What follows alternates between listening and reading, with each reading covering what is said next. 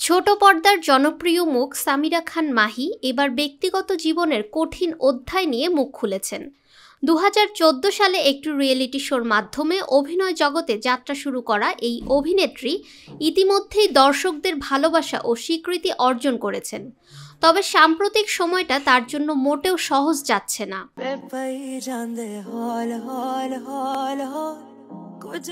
চাপ ও চ্যালেঞ্জে পরিপূর্ণ কিছুদিন পার করছেন মাহি।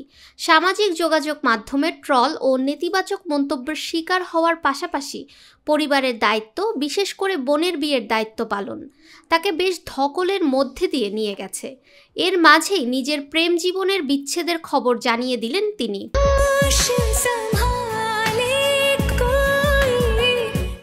2 বছর আগে প্রেমিক সাদাত শাফি নাবিলের সঙ্গে সম্পর্কের কথা সবাইকে জানান সামিরা। এবার সেই সম্পর্কের পরিণতি নিয়ে খোলামেলা কথা বললেন তিনি। সামাজিক যোগাযোগ মাধ্যমে একটি আবেগঘন পোস্টে মাহি জানিয়েছেন তিনি কিছু ভুল করেছেন, যা কিছু মানুষের কষ্টের কারণ হয়েছে এবং এর জন্য তিনি আন্তরিকভাবে দুঃখিত।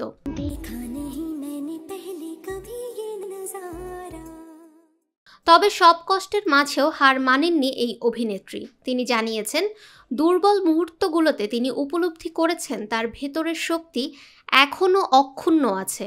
তিনি বলেন, আমি কেবল ক্লান্ত, কিন্তু হার মানিনি।